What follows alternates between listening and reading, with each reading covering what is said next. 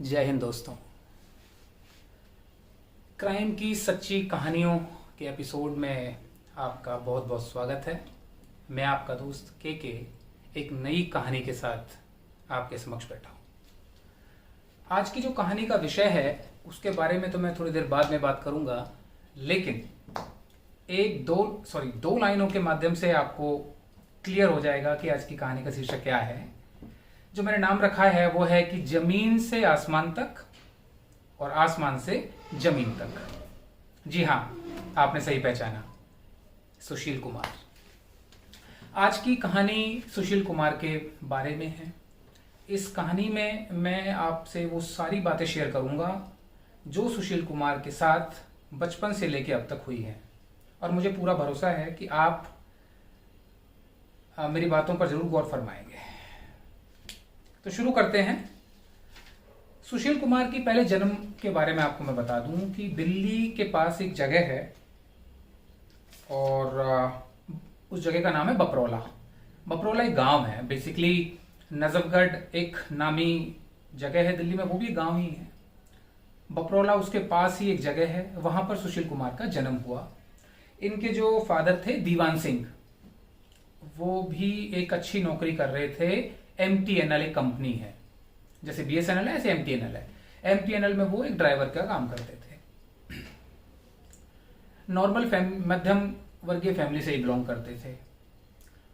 अब धीरे धीरे जब इन्होंने देखा कि इनके जो फादर साहब हैं वो भी पहलवानी का शौक रखते थे घर में, और इनका एक कजिन ब्रदर है, उसका नाम संदीप है, वो भी पहलवानी का शौक रखते थे। तो धीरे धीरे बचपन में ही इनके अंदर वो पहलवानी का जो कीड़ा होता है वो अंदर आ गया, और 14 साल की एज में इन्होंने पहली बार अपनी ट्रेनिंग शुरू की एक अखाड़े में, जो कि छत्रसाल स्टेडियम में था। वही छत्रसाल जो आजकल बहुत फेमस हो रहा है। तो जब 14 साल की उम्र में ये वहां गए तो शुरू से ही, जैसे कहते हैं ना, पूत के पैर पालने में दिख जाते हैं, बिल्कुल सुशील कुमार का वही चीज। बचपन से बहुत मेहनती और हमेशा अव्वल आना, पहलवानी में हर चीज अपने गुरु से सीखना और अच्छे से सभी के साथ रहना। अब चूंकि आप सभी जानते हैं कि एक पहलवान का शरीर जब भारी होता है तो उसकी खुराक भी भारी होती है।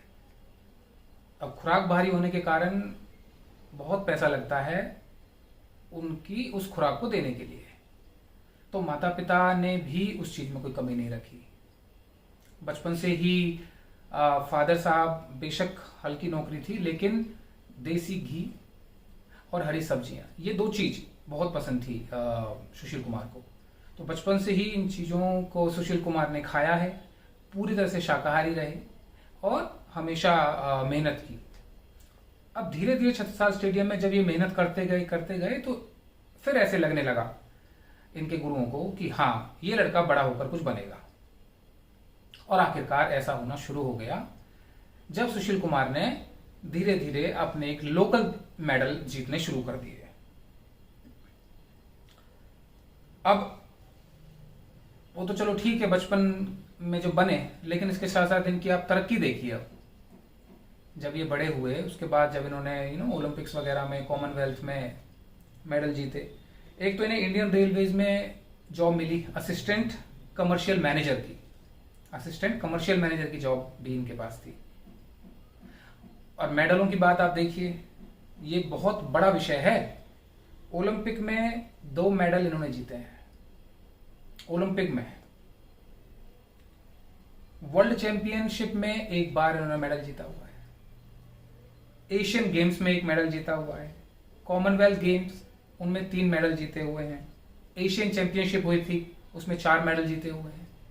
तो सोच के देखिए, एक अकेला खिलाड़ी इतने मेडल जीत रहा है देश के लिए। राजीव गांधी खेल पुरस्कार उन्हीं खिलाड़ियों को मिलता है जो नाम रोशन करते हैं, इन्हीं को मिला। इनके साथ साथ और भी खिलाड़ियों को मिला है। 2011 में पद्मश्री इन्हें मिला। पद्मश्री पुरस्कार बहुत ही कम लोगों को मिलता है, बहुत ही सर्वोच्च इनाम है देश का। हरियाणा पुलिस ने इन्हें DSP की रैंक दे दी। रेलवे ने 5.5 मिलियन की रकम इन्हें दी। दिल्ली गवर्नमेंट ने 5 मिलियन की रकम इन्हें दी। हरियाणा गवर्नमेंट ने 2.5 मिलियन की रकम इन्हें दी। और धीरे धीरे अन्य और संस्थानों ने और समुदायों ने इनके ऊपर पैसों की बारिश कर दी। और आखिरकार वो लड़का 14 साल का जो छत्रसाल स्टेडियम में एक नॉर्मल कंडीशन में आया था, आज उसके पास नाम और शोहरत दोनों हो गई। लेकिन ऐसा हुआ क्या कि ये नाम तब भी बच्चे के मुंह पे था, आज भी बच्चे के मुंह पर है। तब भी सुर्खियों में था, आज भी सुर्खियों में है। लेकिन सुर्खियां भी अलग अलग टाइप की हैं। आज के समय में सागर धनखड़ जो कि एक पहलवान थे, उनके बारे में मैं भी आपको बताऊंगा। सागर धनखड़ की हत्या के मामले में सुशील कुमार को पुलिस ने अरेस्ट किया हुआ है। फिलहाल इन्हें 14 दिन की न्यायिक हिरासत में भेजा गया है। छत्रसाल स्टेडियम जो कि दिल्ली में, जहां से इन्होंने कोचिंग ली थी, वहां पर इनके ऊपर मुकदमा है, इनके ऊपर जुर्म है कि इन्होंने अपने कुछ साथियों के साथ मिलकर के सागर धनखड़ की पिटाई की, जिसके कारण उनकी मौत हो गई। इसके साथ साथ नीरज बवाना और काला जठेड़ी, दो बड़े गैंगस्टर्स के नाम भी इनके साथ जोड़े जा रहे हैं। अब मैं आपको बता दूं सागर धनखड़ कौन थे।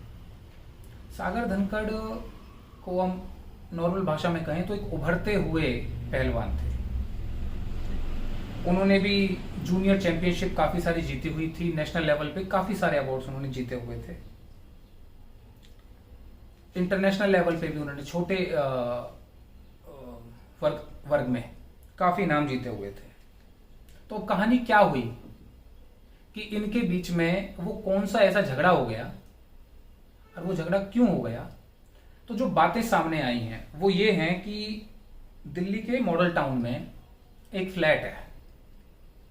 उस फ्लैट में सागर धनखड़, उनका एक साथी है सोनू, ये लोग किराए पे रहते थे किसी थर्ड पार्टी के जरिए।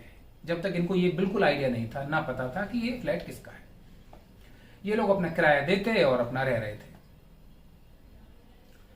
लेकिन अभी हाल ही में ये हुआ कि उन्होंने 1 या 2 महीने का किराया नहीं दिया। अब जब 1 या 2 महीने का किराया नहीं दिया तो तगादा हुआ। इनके पास गए, इनसे पैसे मांगे तो इन्होंने ये कह दिया कि भाई हमारे पास अभी पैसे नहीं है, हम पैसे दे देंगे। अब 4 मई को हुआ ये कि कुछ लड़के लोग डंडों के और हॉकियों के साथ इनके उसी फ्लैट में आ गए जहां पर सोनू और सागर धनखड़ रह रहा था। आकर के उन्होंने बोला कि नीचे सुशील कुमार गाड़ी में बैठे हैं और आपसे इस विषय में कुछ बात करना चाहते हैं। अब जैसा सुनने में आ रहा है कि ये दोनों नीचे गए तो वहां पर इनको बंदूक की नोक पर गाड़ी में बिठा लिया गया और इनको छत्रसाल स्टेडियम जो है उसके बेसमेंट में ले जाया गया। वहां पर पहले से ही कुछ लड़के और मौजूद थे। तो उनमें उन लड़कों ने सुशील कुमार के साथ मिल करके इसी लेन देन के उसमें इनकी पिटाई लगा दी और उसी दौरान पिटाई ज्यादा लगने के कारण या सर में चोट लगने के कारण इनकी डेथ हो गई अस्पताल में। बाद में हालत खराब हो गई और फिर बाद में वो डेथ हो गई उनकी। उसके बाद सुशील कुमार आप सभी जानते हैं कि फरार रहे।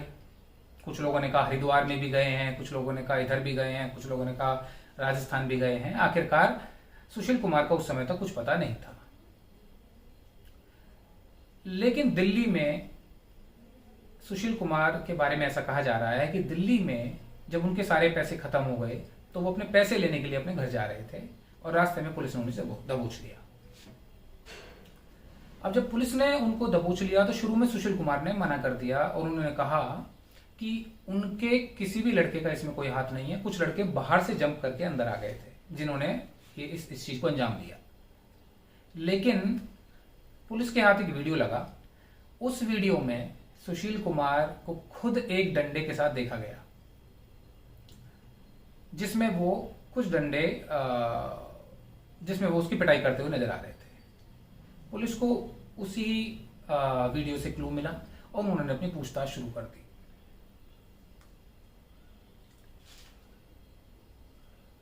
अब उसके बाद आप सबको पता ही है, पूछताछ शुरू करने के बाद अब तक उन्हें पुलिस ने रखा हुआ है और ज्यादा दिन की रिमांड मिली नहीं थी, तो 14 दिन की हिरासत में इन्हें अभी फिलहाल रख लिया है। हालांकि कंट्रोवर्सीज पहले से ही हैं इनके ऊपर और होती भी हैं। देखिए, जो आदमी फेमस एक बार हो जाता है उसके साथ कंट्रोवर्सीज जुड़ जाती हैं। नरसिंह यादव आपको पता है, एक पहलवान रहे हैं।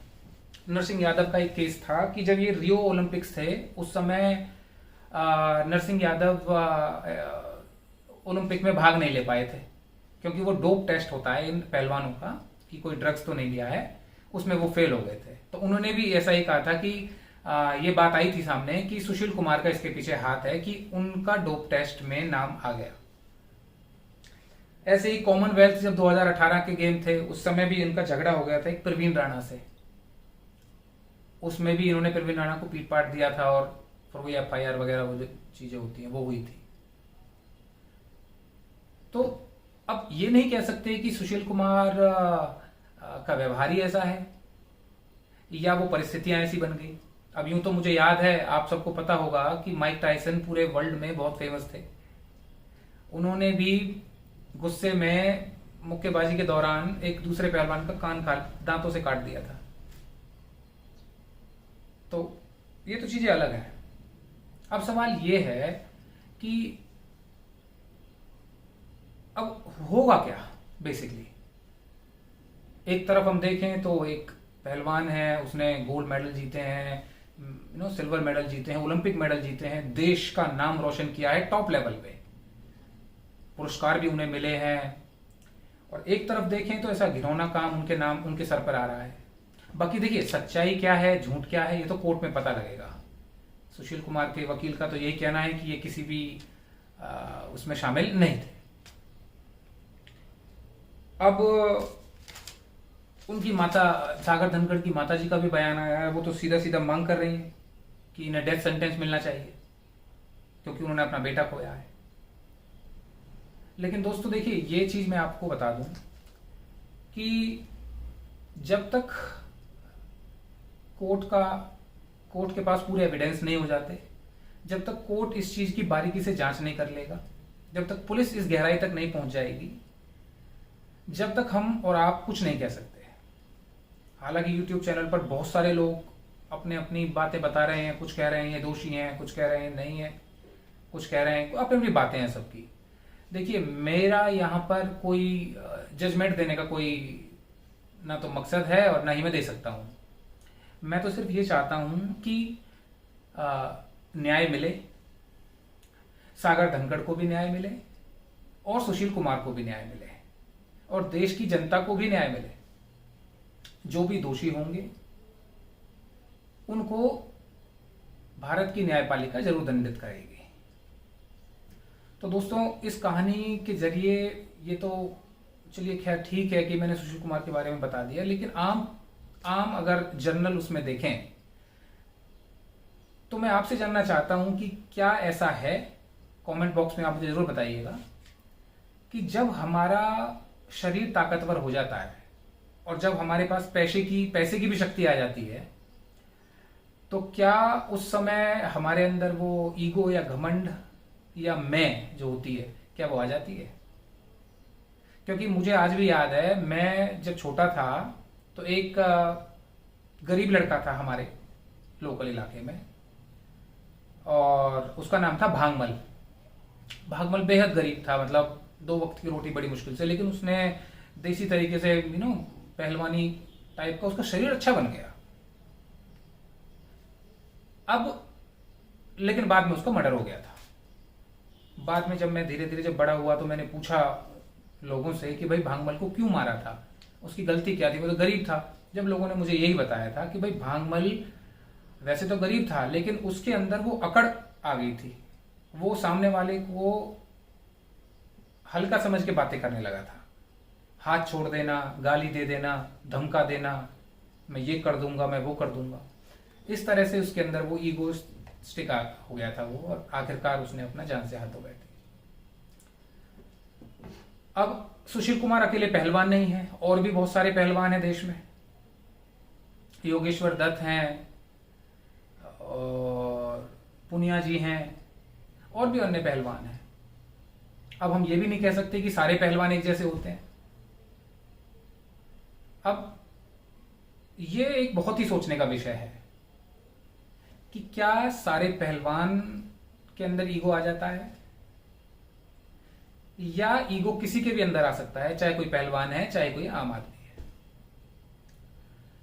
तो दोस्तों, इन्हीं शब्दों के साथ मैं आज की कहानी का अंत करता हूं, और अगर आप चैनल पर नए हैं तो चैनल को जरूर सब्सक्राइब करिए और बेल आइकन जरूर दबाइए, ताकि हर रोज एक नई कहानी के साथ आप मुझसे मिल सकें। और मैं आशा करता हूं कि आप अपने आसपास सतर्क रहेंगे और सचेत रहेंगे, अपने बच्चों का ध्यान रखेंगे, और साथ साथ कोरोना से भी आप अपने परिवार को बचा के रखेंगे। इन्हीं शब्दों के साथ मैं आज की कहानी को विराम देता हूं। धन्यवाद। जय हिंद।